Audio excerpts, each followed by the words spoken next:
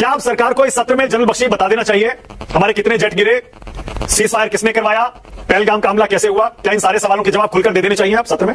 जहां तक सवाल है कितने हमारे जहाज गिरे, एयर मार्शल तिवारी ने साफ एडमिट किया था कि हाँ हमारा नुकसान हुआ है, जहाज गिरे हैं, हम लोग बगैर सीएड ऑपरेशंस के हम लोग गए हैं। एक रफाल, एक Su-30, एक मिराज। तो मुझे तो कुछ समझ नहीं आया कि ऐसे में क्या आफत आ गई है कि नहीं बताया जा सकता। कोई इतना ज्यादा नुकसान तो हुआ नहीं है। ये डोनाल्ड ट्रंप को कैसे पता सर जी कि 4-5 विमान गिरे हैं? अभी हाल का उनका बयान, वो मार्के उनकी बात में उतना विश्वास नहीं किया जा सकता। तो क्या अगर हमारे 2 या 3 जहाज गिर गए तो क्या कौन सी ऐसी आफत आ गई कि बताया नहीं जा सकता, क्योंकि फालतू अटकलें लग रही। ऑपरेशन सिंदूर पर अब होगी संसद में खुलकर बहस, जिससे बहुत सारे ऐसे सवालों के जवाब मिलेंगे जो अभी तक नहीं मिले हैं। कि जिन सवालों के जवाब ऑपरेशन सिंदूर के बाद अभी तक नहीं मिले, अब उन सवालों के जवाब सरकार को संसद सत्र में दे देने चाहिए। जनरल बख्शी। नहीं, मेरे ख्याल ये पार्लियामेंट्री डिबेट्स होती इसीलिए है और बड़े इच्छुक हैं सुनने के लिए कि क्या कहेंगे, क्या कहा जाएगा, क्या कुछ जो राज बचे हुए हैं वो खुलकर आएंगे। बहुत सारे सवाल जनता के पास है, तो एक अच्छी डिबेट होनी चाहिए। मुझे तो समझ नहीं आ रहा क्यों नहीं हो पा रही, क्योंकि ये तो बड़ा नॉर्मल है कि होनी चाहिए। शुरू भी हो गई है, समय भी आ गया है। अब I don't understand what the problem is. Frankly we would like to hear a good decent debate, discussion, जिससे कि फायदा होता है देश को, एनालिसिस से ऑफ द ऑपरेशंस, क्या सीखा, व्हाट लेसन्स लर्न्ड वगैरह, ये सब का समय है समीक्षा का। और मेरे ख्याल ये डिबेट होगी, पूरा देश देख रहा है। नहीं, जनरल बख्शी मैं डायरेक्ट पूछता हूं आपसे। जनरल बख्शी बिल्कुल सही है, आपकी तरह मैं भी इंतजार कर रहा है बहस शुरू हो और बहुत बढ़िया डिबेट हो, हमें भी जानकारी मिले बहुत सारी बातों पर जो अभी तक नहीं मिली है। क्या आप सरकार को इस सत्र में जनरल बख्शी बता देना चाहिए हमारे कितने जेट गिरे, सीज फायर किसने करवाया, पहलगाम का हमला कैसे हुआ? क्या इन सारे सवालों के जवाब खुलकर दे देने चाहिए आप सत्र में? नहीं, that is what the discussion is for. वही उसीलिए तो ये लोकसभा का सत्र हुआ है और मेरा ख्याल सरकार भी इच्छुक होगी ये सारे सवाल सब जाहिर करने के लिए। जहां तक सवाल है कितने हमारे जहाज गिरे,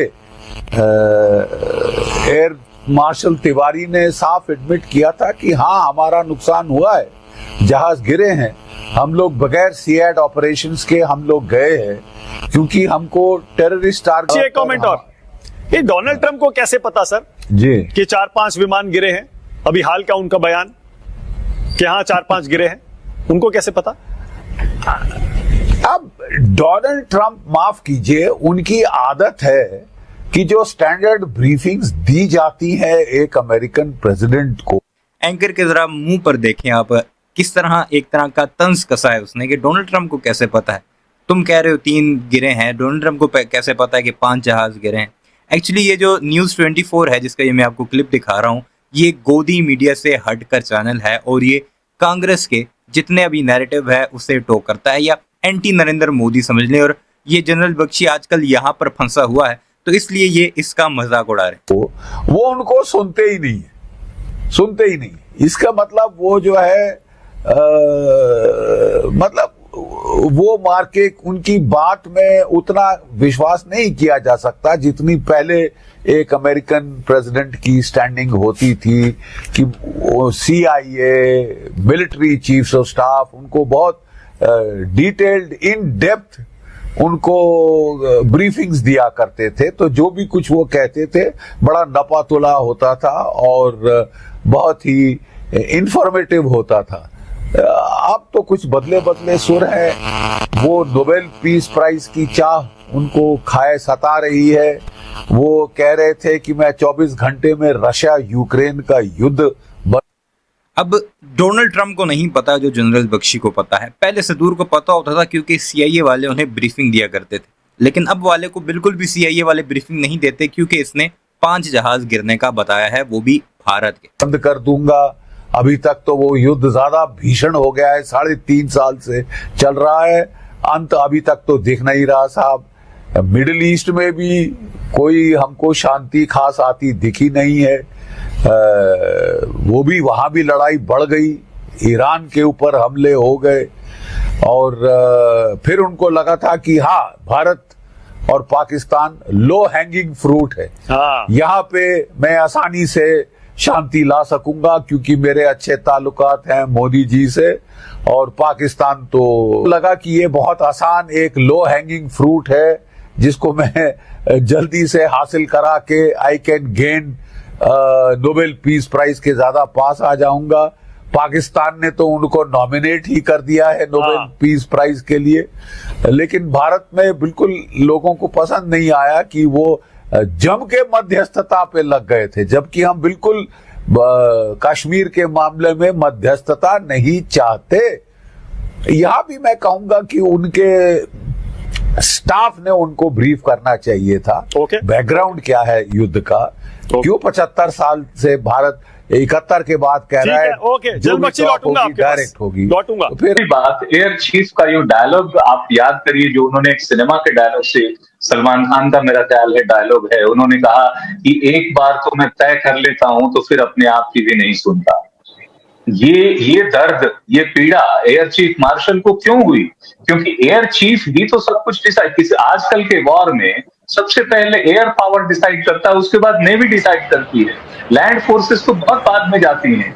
अगर एयर चीफ को हमारी ये पीड़ा हो रही है और ये कह रहे हैं कि एक बार तो मैं अगर तय कर लेता तो अपने आप की भी नहीं सुनता, और वो अपने आप की भी नहीं सुन पाए, उनको भी रोका गया कहीं ना कहीं से, जो शिव कुमार कह रहे हैं। और जो खंडन कह रहा है, खंडन ये कह रहा है कि हाँ, दिस वाज नॉन एस्केलेटरी।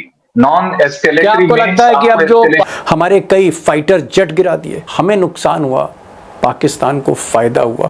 और अगर ये बंदिशें नहीं होती तो हमारे रफेल या बाकी फाइटर जेट जिनकी कीमत 1500 करोड़ से लेकर 2000 करोड़ तक की है, ये युद्ध में, पाकिस्तान के साथ युद्ध में नहीं गिरते, महफूज रहते। अब दोस्तों, इतना बड़ा खुलासा मैं नहीं कर रहा हूं, ना ही कोई विपक्ष का नेता कर रहा है। राहुल गांधी, जो सियासत है उसमें भूचाल है, राजनीतिक भूकंप है, और कई पार्टियां, कई विपक्षी पार्टियां धारदार हमले मोदी सरकार बीजेपी पर कर रही है।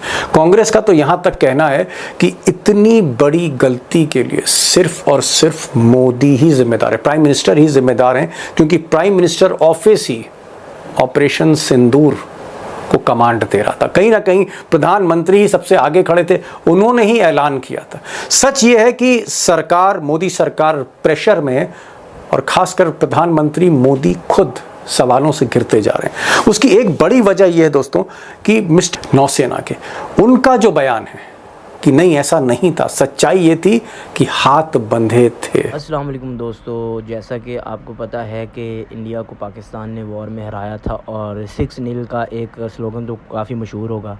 एंड काफ़ी दिन के बाद जो है वो ट्रंप की जो पाकिस्तान में मेहरबानियाँ वो छाती जा रही हैं, वो कमाल करती जा रही हैं। उसने अभी एक हाल ही में एक बयान दिया जिसमें बताया कि भाई इंडिया के 5-6 जहाज़ गिरे थे, और उसके बाद जो है ना वो इंडिया की तरफ से मतलब चुप्पी तारी हुई थी कि 6 जहाज़ मतलब हमारे गिरे हैं, ये ज़रूरी मतलब ज़रूर है कि गिरा है।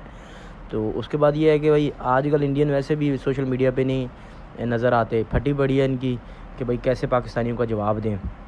तो उसके बाद ये है कि ये बड़े बड़े जो जर्नैल इनके GD बख्शी जैसे जो भौंकते रहते हैं पाकिस्तान पे, हमेशा ताने कसते रहते हैं, बातें कसते रहते हैं, वो भी मान रहे हैं कि भाई इंडिया के जहाज़ तो गिरे हैं। उनके बकौल अभी भी ये कह रहे हैं, अभी भी मुनाफिक कह रहे हैं कि 3 गिरे हैं, लेकिन जबकि 5 जहाज़ गिरे हैं। और राफेल का गिरना जाहिर सी बात है कि जिसको इन्होंने बहुत तानाशाह बनाया हुआ था कि भाई हमारा बहुत बड़ा जहाज़, बहुत पता नहीं क्या ही महारत और पता नहीं हम क्या ही कर देंगे, लेकिन पाकिस्तान ने इनको मुँह की इनको खानी पड़ी पाकिस्तान के सामने अगेंस्ट। तो ये है कि भाई खुशी की बात है, मुबारक हो सब पाकिस्तानियों को। तो वीडियो कैसी लगी? आई होप कि वीडियो अच्छी लगी। वीडियो अच्छी लगी लाइक करें, शेयर करें, चैनल पर पहली बार है चैनल को सब्सक्राइब कर हमारे साथ जुड़ जाए। नेक्स्ट वीडियो मिलती है, अल्लाह हाफिज़।